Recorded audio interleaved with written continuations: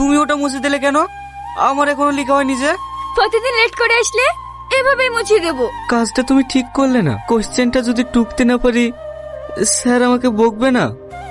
তোর বয়সের ছেলেপিলিরা এখন সব খেলা করে বেড়াচ্ছে, আর তোর বাবা মারা যাওয়ার পর সংসারের পুরো বোঝাটাই তোর উপর চাপিয়ে দিয়ে গেল।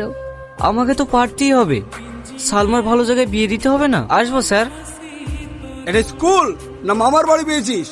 যখন খুশি আসবি। আরে তুই কি করিস? স্যার, প্রতিদিন কাজ করে তারপরে আমাকে স্কুলে আসতে হয়। আমার আব্বা নেই তো, বাড়িতে বিদারি বোন। আমি যদি কাজ না করি সংসারটা কিভাবে চলবে? তোর তো একটা বইও নেই, পড়াশোনা কিভাবে করি? আপনি যেটা বোর্ডে লিখে দিয়ে যান সেই সবটাই আমি খাতায় টুকে নিয়ে রাতে বাড়ি গিয়ে পড়াশোনা করি। বাহ শাহিন, এইভাবে পড়াশোনা করে এত ভালো রেজাল্ট করো। আমি তোমাকে আশীর্বাদ করছি, তুমি অনেক বড় হবে। শাহিন, ওই দিনকার লেখাগুলো আমার মুছে দেওয়া উচিত হয়নি। আমি বুঝতে পারিনি যে তোমার বই নেই।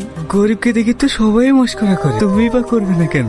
না শাহিন, তুমি বিশ্বাস করো, আমি বুঝতে পারিনি। ওই দিনকার নোটগুলো আমার কাছে লেখা আছে, আও তুমি লিখে নিও। আর এই বইগুলো তোমার জন্য কিনেছি। কিন্তু তুমি নাও ধরো তো, এবার আরো ভালো করে পড়াশোনা করবে, দেখবে তুমি অনেক বড় হবে। শাহিন, এত কষ্টের কাজ করে এটা নাও। তা মানে? আরে নাও তো, খাও। তুমি এত কষ্টের কাজ করো, চোখে না দেখলে আমি বুঝতেই পারতাম না। গরিবদের আবার কষ্ট এতটুকু তো করতেই হবে। আমি তোমাকে আর কোনোদিনই কষ্ট করতে দেব না। তুমি কি করে আটকাবে আমার কষ্ট? কেন? আমার ভালোবাসা দিয়ে। ভালোবাসা মানে? এ তুমি কি বলছো? হ্যাঁ, আমি ঠিকই বলছি, আমি তোমাকে ভীষণ ভালোবাসি। না না, এ হতে পারে না।